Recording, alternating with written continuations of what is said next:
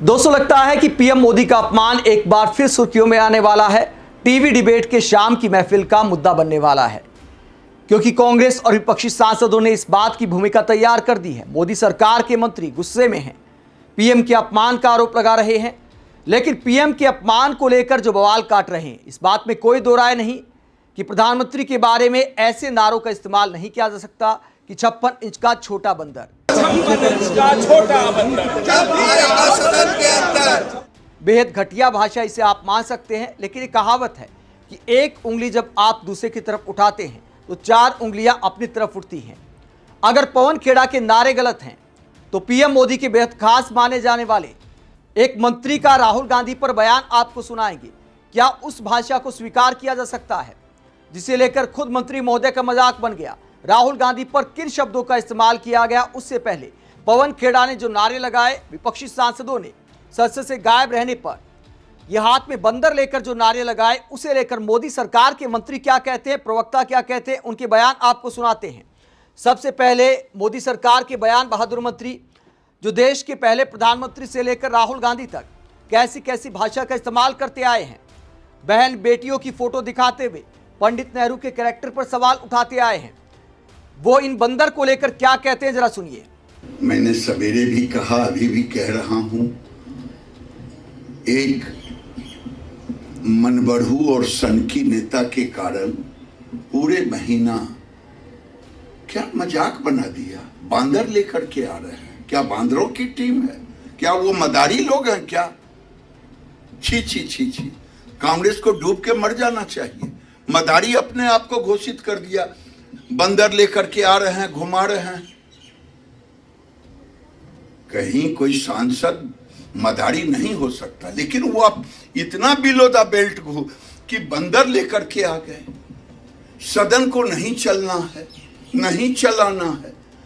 मैंने सवेरे भी कहा और आज भी कह रहा हूं, एक आदमी का अहंकार, एक आदमी का जो कह लीजिए कि मनबढ़ूपन, ये गलतफहमी और भ्रम के कारण पूरे देश का सैकड़ों करोड़ रुपया बर्बाद कर दिया।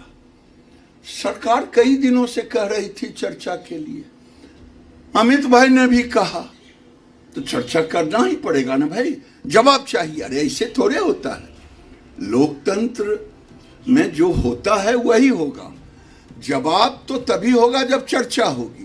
और चर्चा होगी नीट पर, तो नीट की भी चर्चा होगी, ये आंदोलन की भी चर्चा होगी, पंजाब की भी चर्चा होगी, हिमाचल की भी चर्चा होगी, कर्नाटक की भी चर्चा होगी और झारखंड की भी चर्चा होगी। आप भी बोलेंगे और हम भी बोलेंगे, लेकिन अहंकार ने लोकतंत्र पर हावी पड़ गया। तो मंत्री महोदय का बयान दिखाता है कि तेरा गलत मेरा गलत वाली प्लानिंग थी।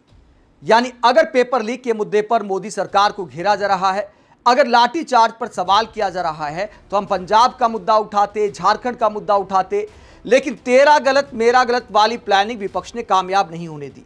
राहुल गांधी और विपक्षी नेताओं ने साफ कहा कि पहले इस सवाल का जवाब देना पड़ेगा कि दिल्ली में जो लाठीचार्ज हुआ वो किसके आदेश पर हुआ। एक सिंपल सा सवाल है, पहले अमित शाह एक बयान जारी कर दे, उसके बाद चर्चा करेंगे। लेकिन अमित शाह ने कोई बयान जारी नहीं किया। अमित शाह कहते हैं कि हमारे पास छुपाने को कुछ नहीं है। अगर सरकार यह कहती है कि विपक्ष ने संसद नहीं चलने दी, तो अमित शाह के पास अपने जो लॉजिक हैं, कम से कम वो पेश करके विपक्ष की नाराजगी दूर करने की कोशिश तो करते। अमित शाह कहते हैं कि सारे सवालों का जवाब मैं दूंगा, तो सारे सवाल तो पब्लिक डोमेन में हैं। राहुल गांधी या विपक्षी नेता अलग से क्या सवाल पूछने वाले थे चर्चा में? सारे सवाल विपक्षी सांसद आपको बता चुके हैं। सवाल आपको पता है तो आप आकर सीधा सीधा स्टेटमेंट भी दे सकते हैं। स्टेटमेंट देने में आखिरकार क्या दिक्कत है? लेकिन स्टेटमेंट नहीं देंगे, तेरा गलत मेरा गलत आकर संसद में करना है। विपक्ष ने कहा कि गलत बताने का झमेला हमें नहीं पालना।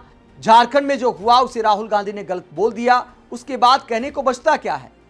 पहले अमित शाह को जवाब देना बनता था कि दिल्ली में जो लाठीचार्ज हुआ वो किसके आदेश पर हुआ। जहां तक बंदर वाली बातों से आहत होने की बात है, तो अपना भी देखना चाहिए। बीजेपी सरकार के मंत्री का राहुल गांधी पर बयान भी सुनाएंगे।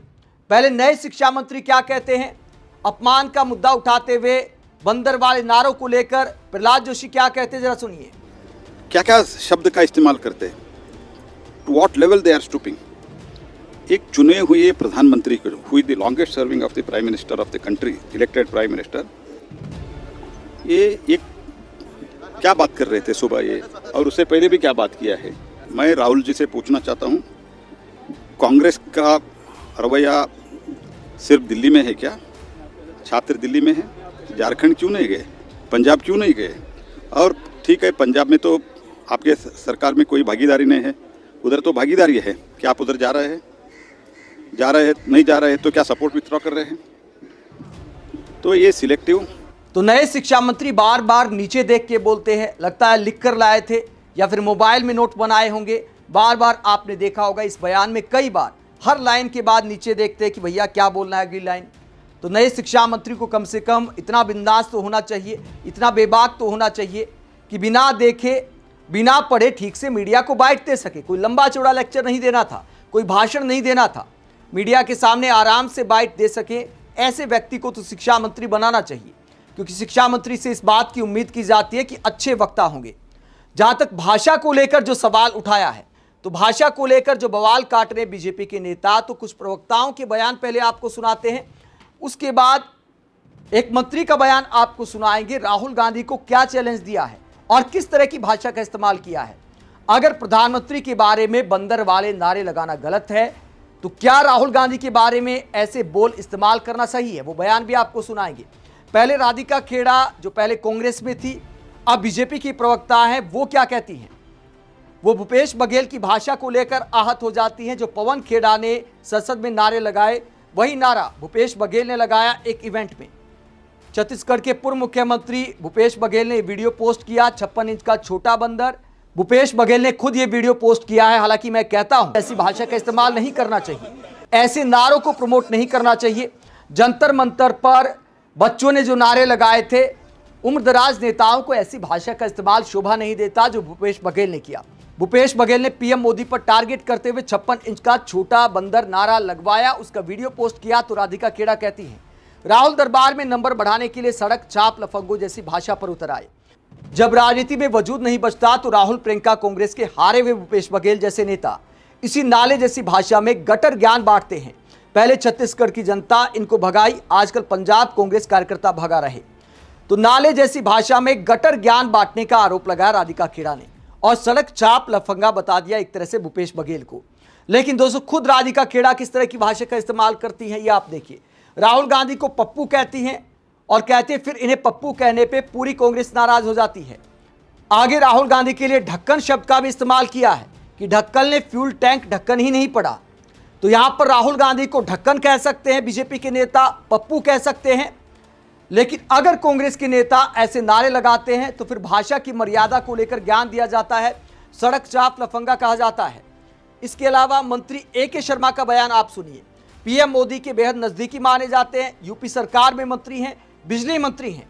आजकल पावर कट बहुत हो रहे यूपी में, जनता परेशान है, लेकिन इन्हें किस बात की पड़ी है। एक इवेंट में ये क्या कहते हैं, इवेंट में कोई राजनीतिक चर्चा नहीं होनी चाहिए थी, लेकिन वहां पर क्या बोलते हैं ए.के. शर्मा राहुल गांधी पर, जरा सुनिए। वरिष्ठ पत्रकार सचिन गुप्ता ने वीडियो शेयर किया है, जिसमें ए.के. गुप्ता क्या कहते हैं, जरा सुनिए। राहुल गांधी अगर विश्वविद्यालय शब्द हिंदी में लिख दे तो मैं उन्हें पप्पू कहना बंद कर दूंगा। तो यूपी सरकार में बिजली मंत्री अरविंद कुमार शर्मा यानी ए.के. शर्मा, जो पीएम मोदी के बेहद करीबी माने जाते हैं, वो राहुल गांधी को पप्पू कहते हुए कहते हैं कि मैं पप्पू कहना बंद कर दूंगा, बस राहुल गांधी विश्वविद्यालय हिंदी में लिखकर दिखा दे। अगर ऐसा चैलेंज कोई पीएम मोदी को देने लगे कि फला भाषा में आप ये लिखकर दिखा दो, तो क्या ये कोई बात है? क्या मंत्रियों को ऐसी भाषा का इस्तेमाल करना चाहिए? अगर कांग्रेस वाले बंदर वाले नारों से नाराज हैं, तो सालों तक इसी तरह की भाषा का इस्तेमाल बीजेपी वालों ने राहुल गांधी के लिए किया है। बार बार उन्हें पप्पू कहकर मजाक उड़ाया गया है, वीडियो एडिट करके पप्पू साबित करने की कोशिश की गई है। अब यूपी के बिजली मंत्री इस तरह की भाषा का इस्तेमाल करते हैं। बहुत सारे बीजेपी के ही सांसद ऐसे मिलेंगे। उत्तर भारत के हिंदी भाषी क्षेत्रों के भी ऐसे सांसद मिल जाएंगे जो आपको विश्वविद्यालय लेकर नहीं दिखा पाएंगे। बीजेपी सांसदों से ही पहले लिखवा कर देख लें या अपने परिवार में ही लिखवा कर देख लें। आजकल इंग्लिश मीडियम की जो पढ़ाई हो गई है तो बहुत सारे बच्चों की हिंदी भी काफ़ी खराब हो गई है। एक एंकर का मजाक बन गया था थोड़े दिन पहले।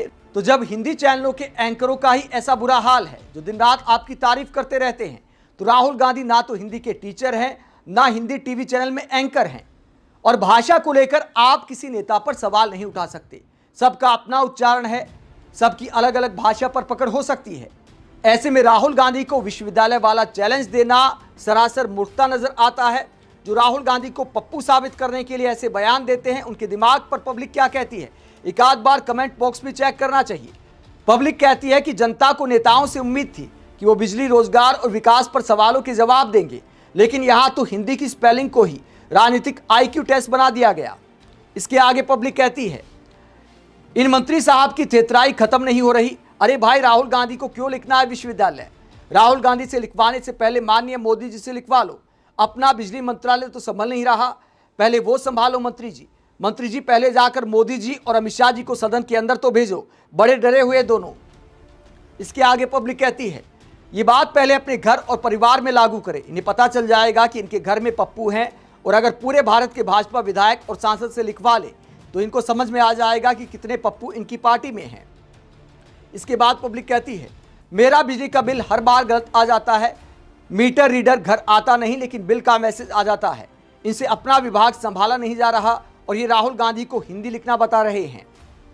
इसके आगे पब्लिक कहती है जनता ही ने विश्वविद्यालय हिंदी में लिखने की परीक्षा देने के लिए चुना था क्या? जनता ने चुना था बिजली, रोजगार, शिक्षा और विकास के काम के लिए। शब्द लिखने की चुनौती देकर किसी को पप्पू साबित करना राजनीति नहीं, मुद्दों से बचने का तरीका है। तो पब्लिक के एक कमेंट दिखाते हैं, 95% से ऊपर ऐसे ही कमेंट आते हैं ऐसे उल जलूल बयानों को लेकर। बीजेपी नेताओं को समझना होगा कि वो जमाना बीत गया है जब ऐसे मस्खरी करके जनता को रिझाया जाता था कि यार क्या धो डाला है राहुल गांधी को। अब ये धोने वाली भाषा नहीं चलती। इस तरह की मस्खरी बंद करनी होगी बीजेपी नेताओं को, वरना इंस्टाग्राम रील बनाने से कुछ नहीं होगा। रील के नीचे जो कमेंट लिखे जाते हैं एक आध बार उनको पढ़कर आत्ममंथन भी करना चाहिए। अगर आप वाकई बंदर वाले नारों से आहत है, फिर मैं कहता हूं गलत लगाए गए कांग्रेस सांसदों को इस तरह की भाषा का इस्तेमाल नहीं करना चाहिए। लेकिन बीजेपी को अपने अंदर भी झांकना चाहिए कि सालों तक आपने ही सबसे ज्यादा ऐसी भाषा का इस्तेमाल किया है। राहुल गांधी को लगातार पप्पू कहकर टारगेट किया है। कितने मंत्रियों ने ऐसा कहा होगा, गिनती करना मुश्किल है। आप इस पूरे मुद्दे को लेकर क्या सोचते हैं? कमेंट बॉक्स में अपनी राय जरूर दें। साथ ही चैनल को सब्सक्राइब भी करें। नमस्कार।